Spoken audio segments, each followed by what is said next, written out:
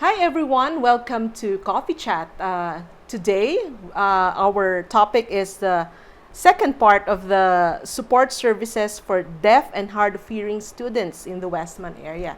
So we are really happy to have today Karen Graham and Meaghan Gessner. Yeah. Yes. So thank you for coming here. Thanks for having us. To Nipoa to visit Yes. us today for this interview. Thank you. Okay, so before we start discussing about our topic today, can you introduce yourself and your roles? Sure. Yeah. Sure. Well, my name's Karen Graham. I'm the consultant for deaf and hard of hearing students, and I work out of the Brandon office. And I've been working in Deaf Ed now for about 37 years, and will be retiring very, very soon. I work out of the Brandon area, and I cover about half of the schools in Brandon, and then I cover about 8 other school divisions in the Westman region. So I won't list all the school divisions, but and I provide support in schools wherever there's a deaf or hard of hearing student. I work with the resource teachers, with the classroom teachers, and with the EAs, just providing resources and strategies and information about how to work with a deaf or hard of hearing student in a mainstream school, how to be inclusive. And my name is Meaghan Gessner, and I'm the educational interpreting consultant. So I'm a trained interpreter, and my role is to support trained interpreters or signing EAs who are working with deaf kids who are using American Sign Language to communicate. And I support different divisions throughout the whole province. So my main office is in Winnipeg, but I go north, south, east, and west. I'm everywhere, depending on where there's a kid who uses sign language. So some years I don't have a lot of northern travel, and some years I have a lot, for example. And I've been an interpreter for almost 19 years now, and in this role for almost eight years. Okay, wow. Do you also have like other organizational affiliations aside from your positions, or? So I do. I'm also a member of MAVLI, which is the Manitoba Association of Visual Language Interpreters, as well as CASLI, the Canadian Association of Sign Language Interpreters, which is just our professional organization of interpreters across Canada. Wow. How about you, Karen? Well, I guess I'm a member of Canadian Association of Teachers of the Deaf and Hard of Hearing. But there used to be meetings in Manitoba and Canada-wide meetings, but there haven't been for several years. So I'm not sure exactly what's happening, but I'm still a member. Okay, so what are the existing supports and services for deaf and hard of hearing students in Manitoba? Just within our department, or for all of for Manitoba? you, just within our department, So there are other agencies and other parts of the government that provide support for different age groups and that sort of thing. But for us, we were mandated for kindergarten to grade 12. Any students who have a hearing loss, a permanent hearing loss, so a sensorineural loss, or a permanent conductive loss. And there are 5 teachers of the deaf and hard of hearing within our group, 5 trained teachers, and then 2 of the an educational interpreting consultant and an ASL consultant in our group, as well as a speech and language pathologist. So that's our team. Okay. And we collaborate with other teachers of the deaf in the province, like the urban teachers of the deaf in Winnipeg, and the preschool services for deaf and hard of hearing students. As kids are coming into kindergarten, we collaborate with them to make a smooth transition. What else? What can you add, Meaghan? I think that's it. Yeah. Our main focus is K to 12. K to 12. Yeah. Okay. Yeah. So, like for you, like the providing some supervisions to the interpreters, right? So my role, I help some schools with job postings to advocate to make sure if there's an interpreter needed. Providing an interpreter and providing them with information on the agencies that we have in Manitoba to book interpreters. I also can do a screening of the skills if a division has already hired somebody, either an interpreter or a signer. I can come and screen them so that schools can get an idea of where their skills are at for interpreting and how much information is maybe being missed in the interpretation. I also provide like PDs, as does Karen, for staff. And that can be for just signing staff or school-wide staff, explaining the role of an interpreter or what it's going to be like having somebody in the classroom interpreting, standing next to you all the time. So those are like the main parts of my role. Okay. Cody mentioned in our interview with him about I think some schools only provide like EAs and some interpreters. Yeah. So that's different, right? So a trained interpreter is somebody who's gone to university and has graduated from a recognized program. So I graduated from the interpreting program that was a joint program between Red River College in Winnipeg and the University of Manitoba. So it was a 4-year degree program. So that would be a trained interpreter. A signing EA would be somebody who's taken some levels of ASL, so 101, 102, 103, up to 203, those kind of levels.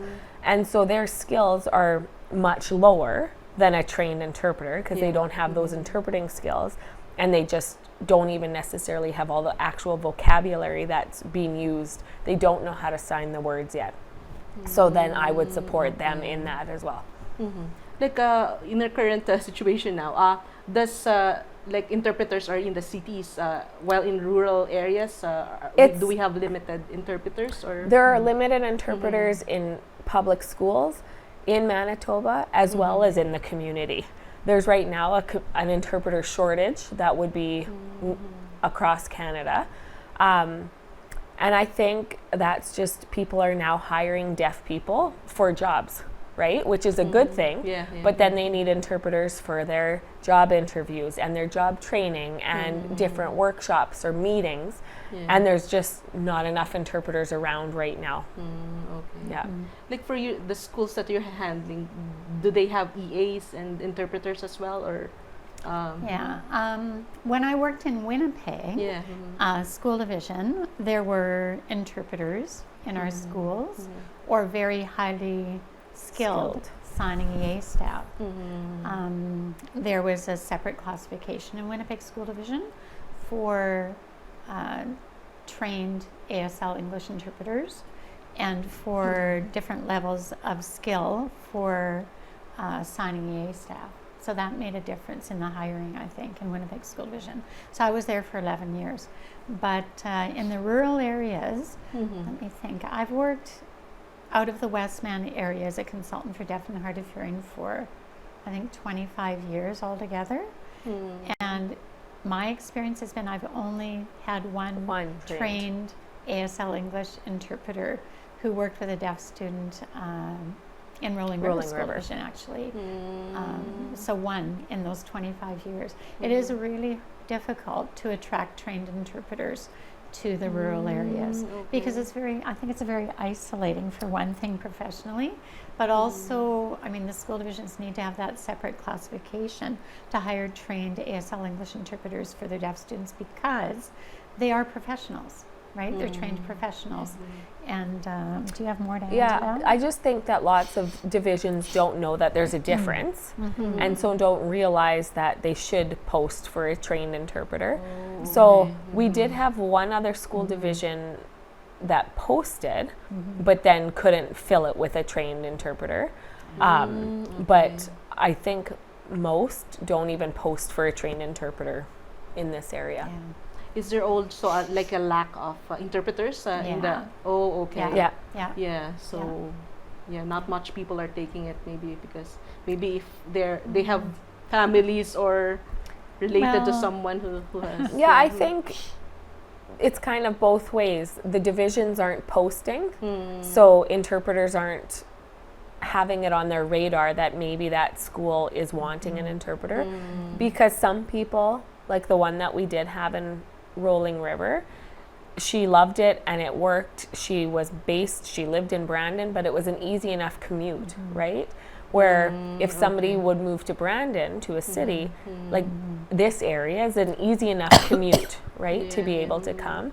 But it's just never been posted as an option. Oh, Yeah. okay. I mean, there are signing EAs who have worked in the school division and then have just fallen in love with interpreting and been inspired to go to Red River Community College and take their interpreting program. And there's one who's graduated who actually was a resident of Austin, which isn't very far from Liway. She graduated from the interpreter training program. We've had two from the Brandon area right, that have and graduated. then another one. Oh, who's the other one who graduated? Nicole and Lane. Oh, of course, Nicole and Lane. I forgot about Nicole. Sorry, Nicole. Yes, and Nicole also worked in Brandon School Division as a signing EA, and then went out east to finish her. She went to Red River first, and then went out east to finish her interpreter training because the program's been paused for a little while at Red River College, but I believe is starting up again. And then there's another one who's signing currently EA in it. waiting, who's going back into the Red River program to finish her interpreting. So, people do start sometimes in the mainstream school and then become inspired to continue on with their education and become a trained interpreter. So that's just one area of So and you maybe already raised that. That's a challenge. One of the challenges that you are facing now. It's a huge challenge. Huge challenge for the deaf community. Yeah. What other challenges do you think are you facing? In dealing with I guess there are many. I guess part of the challenge with the signing EA staff is, I guess number one is the training, like getting them their ASL skills. And a lot of the Vista courses can be done through video conferencing now. They can be done online through different agencies. But part of it is that the signing EA can take their Vista program, their ASL program, online, and they can either pay for it themselves, and it's pretty expensive, right? For each level, or we sometimes have school divisions that will actually pay for the signing EAs to pick up all of their ASL levels. But it's not just studying during your ASL course. It's also maybe going to the ASL immersion, which is run by Manitoba in Winnipeg every summer for a week, and learning more and increasing your ASL skills at the ASL immersion program and learning more about deaf culture. But it's also going online and picking up more ASL skills from watching ASL videos, from watching Daily Moth, doing the homework you need to do to be prepared, to improve your skills and be prepared to come to school and have, keep increasing your ASL skills and your ability to interpret without having that training. It's a big challenge, I think, for any signing EAs who are hired in the school divisions, and for the school divisions to support their progress in being able to provide that skill. And also maybe finding a deaf mentor in the community, that you can meet with for coffee or go shopping together or something, and increase your ASL skills by just being in the deaf community. So that it's a challenge in the rural areas, especially because there's less number of deaf people available in the rural areas than there are in the city. But there are many other challenges as well. I mean, myself, there's constant changing and expanding, I guess, of the amplification options for students. We're seeing more students with cochlear implants, more students with the BAHA hearing aids, the bone-anchored hearing aids, more students using different kinds of personal microphones in the classroom or sound field systems. So the technology for just amplification for hard of hearing students has really exploded. And then other technologies, right? Like about speech to text technology being used, computerized note taking, I still feel very strongly should be used, but maybe it's gone a little bit by the wayside because of speech to text even all the apps. apps. All the apps that are available. And yeah, you go ahead. And just some of the issues that we find in some of the schools is just with their technology. So if a student gets the iPad, it's just all the firewalls that have to be removed so that they can access some of these specific apps. Because like even YouTube, for example, you have to be careful with what kids are watching on YouTube, but there are really great ASL resources on YouTube. So it's a kind of it's a hard one because you need to make sure that the kids are watching appropriate things. But at the same time, it's just those extra steps to be able to get them access to accessing some of those websites like YouTube. And for some of the more rural and northern communities, I would say just Wi-Fi and not having the same accessibility to technology as especially in the city. The city has way more supports than any of your rural people. So just proximity of where they live would be a challenge too. Like a student in Brandon or in Winnipeg or in a lot of the communities can use speech to text on their cell phone. But there are communities, one that I go to in particular too, that don't have cell phone access. There's no cell phone access in their community. So they can't use speech to text. Or maybe I shouldn't say they can't. If the Wi-Fi is working well in their community, they can use it, through their iPad or through internet with their cell phone. But it does present more challenges, right? When there isn't strong Wi-Fi access. So that's also one of the major. You already mentioned about the resources available. So you also provide that to the students or the teachers, like the resources that are available. Exactly. In the fall, I spend about 2 weeks sending out online resources and sort of, communication tip sheets and, simulations of hearing loss and that sort of thing. Because I think it starts with an awareness. So with a new classroom teacher, and often a new resource teacher, it starts with becoming aware and understanding what it means to have a hearing loss and what the challenges are for that student and what they need to have access to communication and information in their classroom. And there's a lot of information that comes in our classrooms, like over the speaker. The teacher has to be able to circulate around the classroom, to work with other students. How does the student get access to question and answer or discussion? Assemblies, special presentations, field trips. How do they have communication access in all those situations? So in the fall, we spend a lot of time sending out information to people in the schools to sort of start that conversation and get them set, to begin the school year. And then in certain schools, I will be coming out with bags and boxes of language and mostly language and literacy resources and tutoring resources for schools, but not in every school. Just in certain schools where the need is very, very high. So how about you, Meaghan? What other resources do you?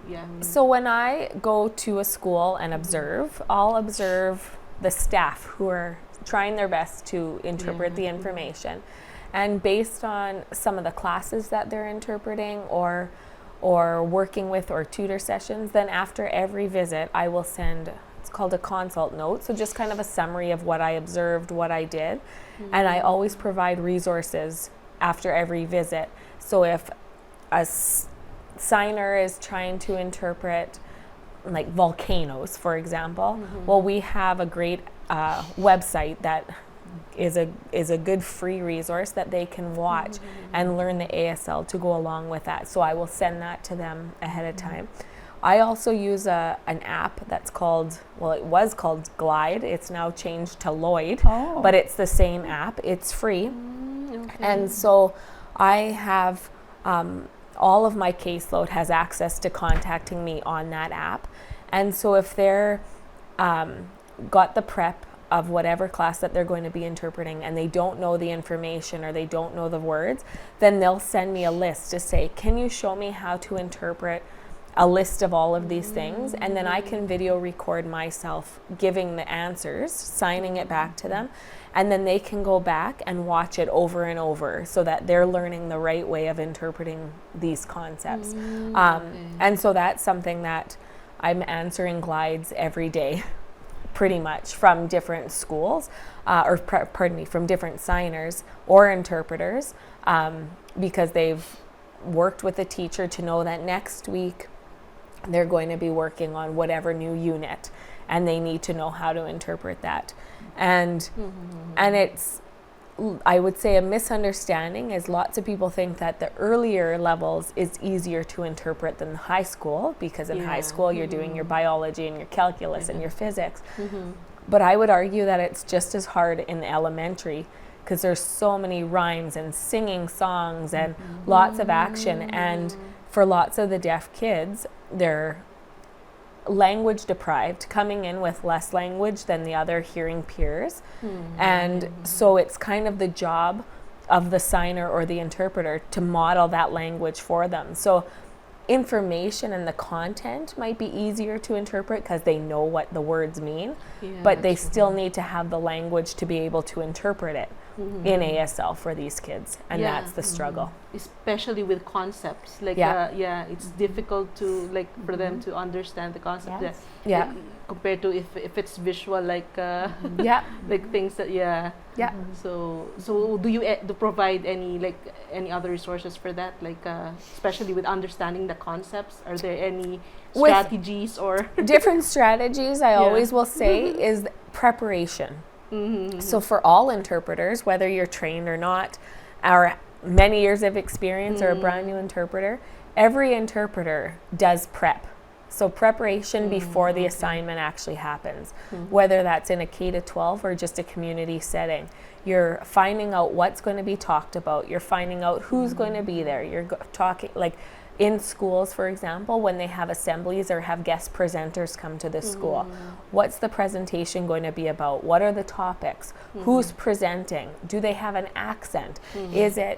Have they worked with an interpreter before? Do they know that you're going to be standing at the front? All of those things. And then the signers or interpreters hopefully get that prep ahead of time, so that often it's a PowerPoint. They can read through it ahead of time to go, I don't know what this word means in English.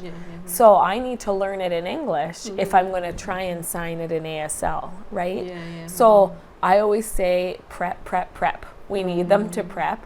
And in schools, I think it's more so, because if the signers or interpreters don't know how to interpret it, the deaf kids are not getting the same access to the curriculum. So we'll go now to I think more positive. Have you seen any like best practices in school that you visited, or Can I talk about Calvin? that they initiate? When you say best practice, the first thing that pops into my mind is the programs that we had in Winnipeg School Division. So as an option for students who lived in the catchment area of Winnipeg School Division, you had to live in that catchment area. No matter where in the division you lived, a student could be bused to one of 3 or 4 schools in River Heights area. J.B. Mitchell and Grosvenor were the elementary schools that had programs for deaf students, deaf and hard of hearing students established in the school. And then River Heights was the middle school, and then Calvin High School, where I was for 11 years, was the high school program. And so the students would be bused to that school for their education. And in the school, there was a trained, experienced teacher, the deaf and hard of hearing, in each of those program schools, full-time, to support the EAs and the teachers and those students. There were very highly skilled signing EA staff, as well as interpreters, trained interpreters. There were computerized note takers who were highly trained and provided an outstanding service to the hard of hearing students. And we could also use the computerized note-taking services for some of the deaf students who wanted those notes as well. So, and many of the students also used personal FM systems. Some used soundfield systems.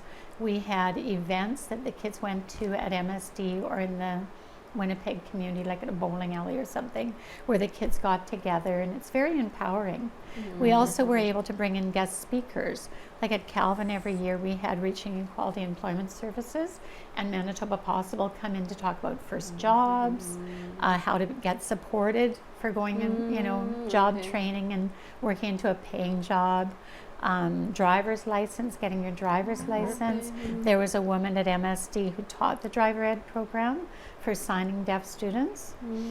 And when there's a program, the teachers learn to be inclusive and to adapt when needed, and how to work with interpreters and computerized note takers, because it just becomes an every year sort of matter of business. Oh, I have another deaf student in my class this year, or I have three deaf students and 2 hard of hearing students in my English class or my social studies class this year. It just becomes sort of matter of fact because they've had so much experience having deaf students in there and hard of hearing students in their classrooms. So they know already what to do. You're not starting from square one every year, you know.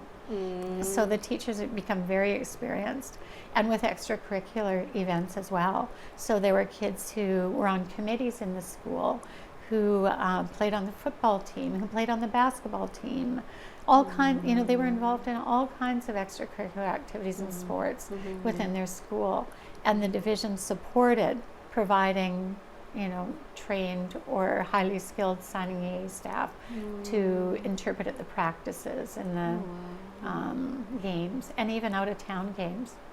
Yeah, so, you know, it was a lot of support, I think, because they have a larger tax base too in Winnipeg, right, than smaller communities. So they were able to do that, and it really was fantastic. I was quite sad, actually, to see that the programs were shut down several years ago. So the programs are no longer running. But best practice, in my mind, was those programs in Winnipeg School Division. In the rural communities, best practice is, I'd say, advertising for a trained interpreter. Supporting, I guess, the college and advocating to have more access for people to go get their training as trained to become trained ASL English interpreters.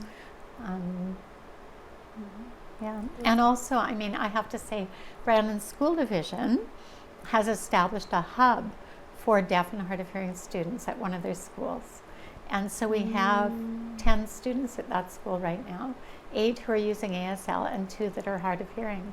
So that is a best practice as well, to see in a school division that you have several deaf and hard of hearing students and establish a school where you're going to put in the resources to support those kids. So how about for you, Meaghan? For me, I think similar to what Karen said, is just posting to make sure that they're at least posting and advertising for trained interpreters. And one thing that divisions are working on, and lots have made this change already, is making a separate classification for an interpreter, so that an interpreter who's trained is getting paid more than a signing EA who doesn't have the same qualifications, right? We advocate a trained interpreter, like I said, has a 4-year degree, right? So it's, and prior to that, to take their levels of ASL is about 2 years. So it's 6 years of schooling to be an interpreter.